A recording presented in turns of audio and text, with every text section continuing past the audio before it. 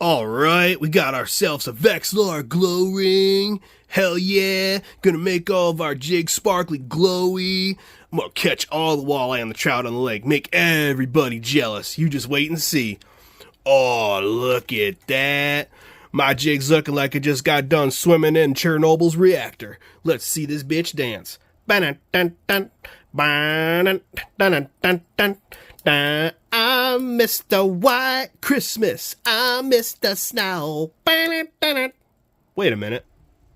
We got a Vexilar Glo ring on a Marcum LX7 that's attached to a Marcum Lithium Shuttle? I didn't even think those things were compatible. How's that even possible? Well, if you watch this video like a walleye would watch this jig, you're gonna find out. Stay tuned, ladies and germs. That's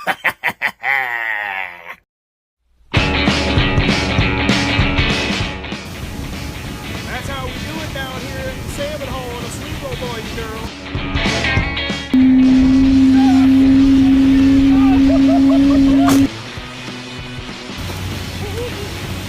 Walking it down.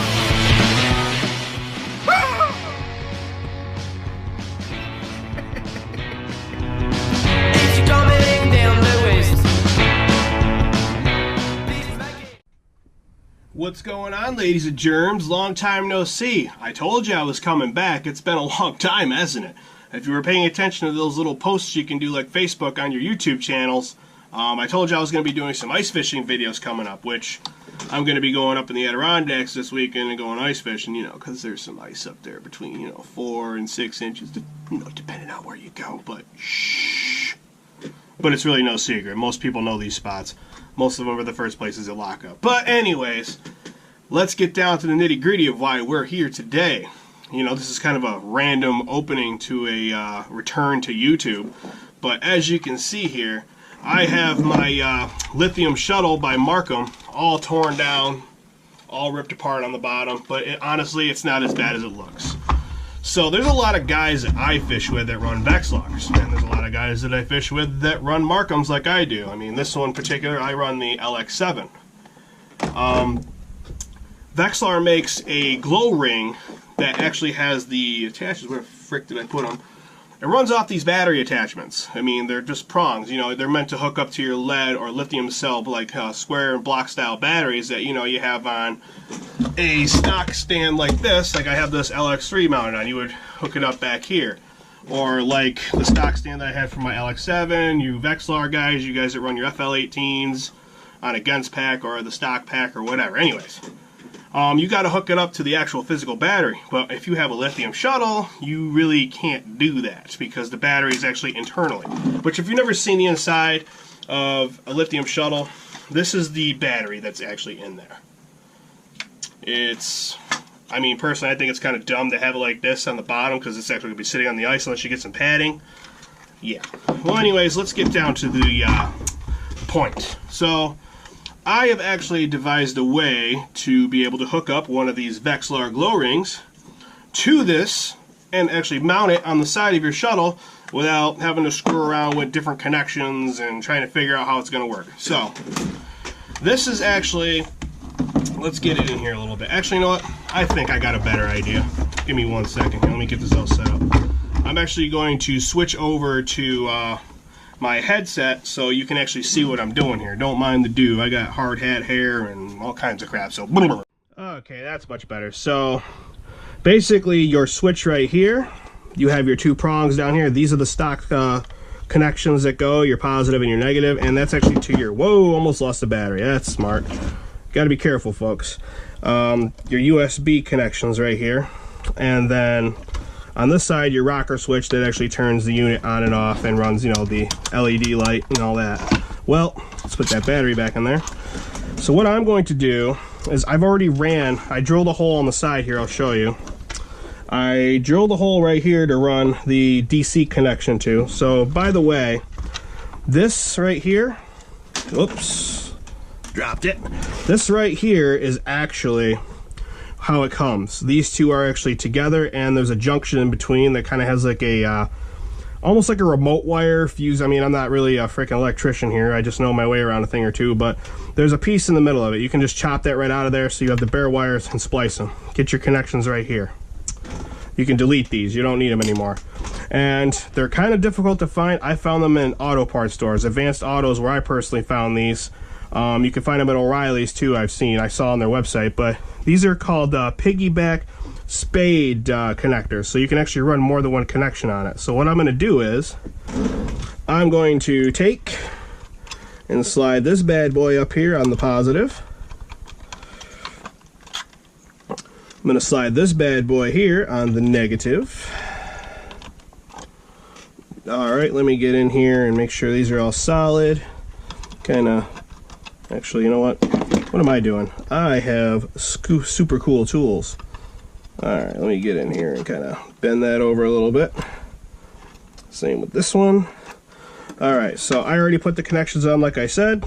Simple butt connectors. Just make sure you put your positives to your positives. Red to red, black to black. Come on, you son of a gun. Fat fingers, folks. Fat fingers. There we go. And then we're going to take our negatives and hook them all up. Get that in there.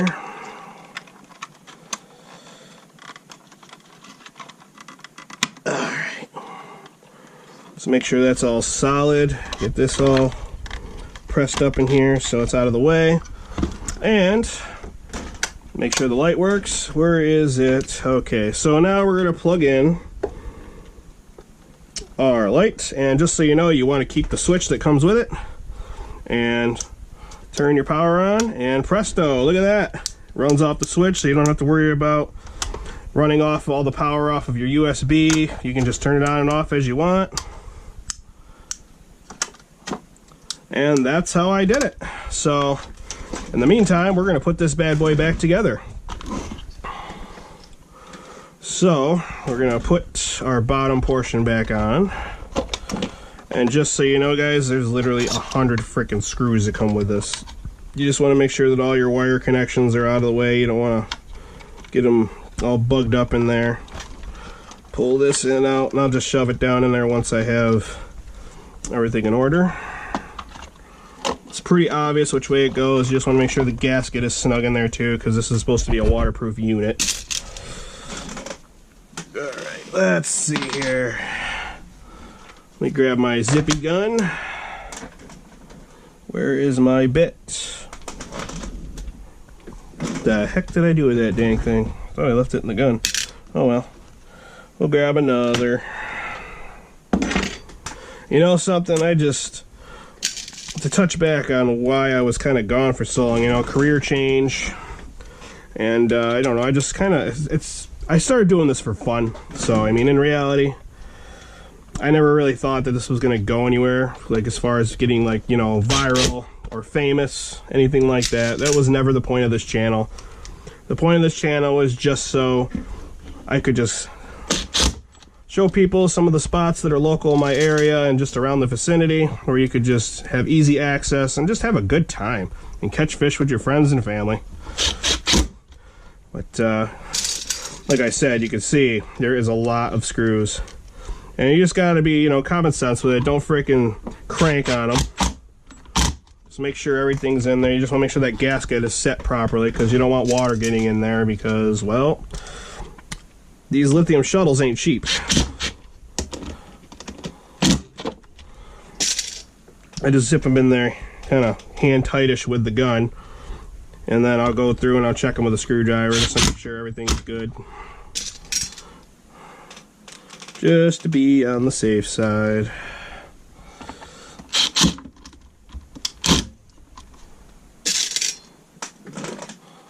Oh, this is monotonous.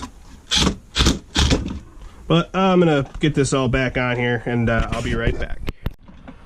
Alright, so we got the unit back together. We made sure that the gasket was set underneath. Like I said, look at all them dang screws. But honestly, this thing's really easy to disassemble and fix if you really need to, if you shorted out something. And just so you know, guys, these are the adapters that I use. They're called piggybacks or spade connections, whatever you want to call them. These are made by Dorman. There's the part number 85412. These things come in handy. There's different assortments of them in there, so for whatever needs you have, they work. So if you ever had trouble finding them, these ones were at Advanced Auto Part, but I'm sure you can get them off of eBay or Amazon. So my next step here is I'm going to mount this. This came with like, I don't know, it came with kind of this little goofy mount here. I don't know, for you Vexilar guys, I mean, I'm not really a huge fan of this. I mean, I kind of didn't really have anywhere to put it, because I didn't really want to drill into the side of this. I mean, it's bad enough I already had to drill a hole into the mount right here to run the wire. So what I ended up doing is, well, actually, I saw some guy on YouTube, now that you mentioned this, I saw some guy on YouTube, he had like a mount that was like up in the front here. He actually used this right here. You know, I thought about possibly doing something with this up here. I may in the future, just to kind of have it up here. But what I ended up doing is I drilled a hole back here, and I'm going to run it on the side right here, so I could just kind of boop on the side. And I'm going to put this bad boy right in here. I already had this in a couple of times, but figured I would make a video for everyone's viewing pleasure since it's been so long. And I figured, I looked around for this myself when I bought this, because I'm like, oh, I want one of those Vexilar Glo rings, but I got a freaking lithium shuttle for this, so it's not like I could run it on my other one over there, my old LX3, but, you know, I figure, what the hell, I want this on here, because Marcum doesn't really have a glow ring. I mean, you can use the LED light on the front of the lithium shuttle for, you know, to glow up your jigs and whatnot, definitely, but the glow ring from Vexilar, I'm not going to lie, even though I'm a Marcum guy, this thing's awesome. This thing's really cool, and I like it a lot. I actually just bought it the other day, because I was like, I want one, and I went to Runnings, and sure as shit, there they were. Alright, so where is it? There it is. Okay, so I got these little 3M Velcro pads. You might recognize these for you New Yorkers. Stick your Easy Pass on the window. They're just in a solid square. Or for you Florida folks with the Sun Pass, or anybody else for that matter, who has a highway pass that they stick on their windshield. Slap that bitch on there and kind of push the wire down a little bit. I'm going to end up putting some caulking in there just so it's not like, you know, hanging all over the place. I'll decide which way I want to throw it on there. How about right here? That way I can plug it, unplug it, and plug it. I can throw like a little zip tie up in there, but there you go. Look at that. Turn the power on here, and there she is, guys. That's the final product. Pretty cool, pretty simple. I mean, these will only cost you a freaking $2, and it's basically simple. If you have any more questions about this, I know this video was kind of you know, I literally thought about making a video about this midway through me actually doing this project, because there really isn't anybody out there that explained this very well. I mean, I don't think I did it much better, but at least I kind of showed you, you know, what you could do for an easy fix. I mean, in all seriousness and reality, if I didn't take and go to the store to grab these right quick, you could do this if you know what you're doing, which is fairly simple. Like, you can do this in like 10-15 minutes, honestly, and you're good to go. But if you have any questions about it, feel free to leave a comment below. And that's pretty much it, guys. Give me 1 second so I can actually see y'all. There we go, that's much better. I can actually see y'all now. But, you know, thanks for watching, guys. I really appreciate it. You know, all the videos that I've put up over the years, and I've taken a lot of hiatuses. But like I said earlier in the video and in previous videos, I just do this for fun on my spare time. And I'm just glad that I got a small following of people that really appreciate this stuff and what I'm trying to do here. Like I said, I'm not trying to be famous. I'm not trying to be a big YouTuber or anything like that. This is literally just to spread knowledge to local fishermen instead of being a smartass like most people are on the local Facebook pages. And I'm sure y'all know what I'm talking about, especially in upstate New York when it comes to ice fishing, salmon, and steelhead, walleye. Forget it. You're going to get 500 negative comments before you get a simple, oh yeah, dude, I went to this place and it was good, da da da. But that's another story. But feel free to leave any comments below if you have any questions, like I said, about how I did this. And stay tuned for future content, man, because I'm back. I'm actually going ice fishing this weekend in the Adirondacks somewhere, so just keep an eye out, because you never know when the ice fishing edition is going to pop back up in your newsfeed. See you later, folks.